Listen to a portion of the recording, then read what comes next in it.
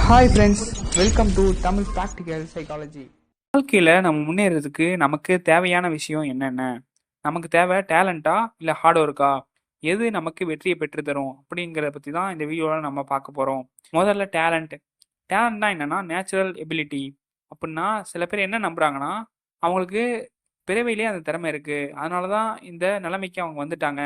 அது மட்டும் இல்லை, அவர்லாம் காட் கிஃப்டட் சைல்டு, அதனால தான் இந்த நிலைமைக்கு அவர் வந்துட்டாரு அப்படின்லாம் சொல்லுவாங்க. நீங்கள் கேட்டிருக்கலாம். ஹார்ட் ஒர்க்னா என்னென்னா நமக்கு பிடிச்ச விஷயத்த டெடிகேஷனோட டிசிப்ளினோட நம்ம செய்யும்போது நமக்கு தோல்விகள் அதுலேருந்து வந்தாலுமே நம்ம அந்த தோல்விகள்லேருந்து கற்றுக்கிட்டு நம்ம திருப்பி திருப்பி ஒரு விஷயத்த முயற்சி செய்யும்போது நமக்கு அந்த விஷயம் கிடைக்கும்.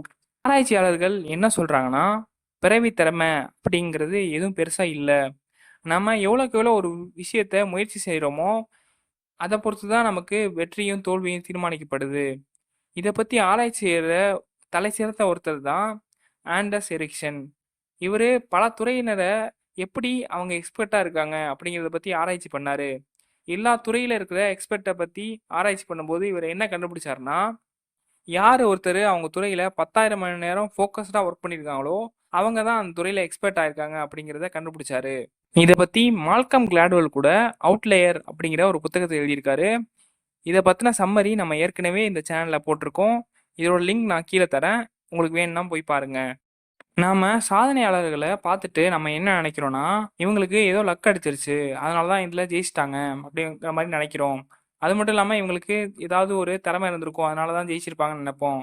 ஆனால் அப்படிலாம் கிடையாது. நம்ம அவங்களோட வெற்றியை மட்டும்தான் பார்க்குறோம். அவங்க அதுக்காக என்ன முயற்சி எடுத்தாங்க, எப்படி ப்ராக்டிஸ் பண்ணாங்க அப்படிங்கிறத பார்க்கல. ஃபார் எக்ஸாம்பிள் நம்ம உசேன் போல்ட்டே எடுத்துக்கலாம். அவர் மொத்தமாக ஓடினது 10 நிமிஷம் கூட களத்தில் இருக்காது. ஆனால் அவர் ஜெயிச்ச மெடல்கள் ஏராளம். இது வந்து என்ன தெரியுதுன்னா நம்ம ஒருத்தரோட வெற்றியை மட்டும்தான் பார்க்குறோம். ஆனால் அவர் இதுக்காக சின்ன வயசுலேருந்து அறத்தூக்கத்தில் காலையில் எழுந்திரிச்சு ப்ராக்டிஸ் பண்ணியிருக்காரு. இது யாருமே நம்ம பார்க்கல. இதுலேருந்து நான் என்ன சொல்ல வரேன்னா, பெரும்பாலான சாதனையாளர்கள் எல்லாமே உருவாகுறாங்க, யாரும் பிறக்கறதில்ல. இதை தான் சயின்ஸும் சொல்லுது, பல ஆராய்ச்சியாளர்களும் சொல்கிறாங்க. சரி, எதுக்காக இந்த வீடியோனா நம்ம என்ன நினைக்கிறோன்னா ஒவ்வொருத்தருக்கும் ஒரு தனித்திறமை இருக்குது அப்படிங்கிறது நினைக்கிறோம்.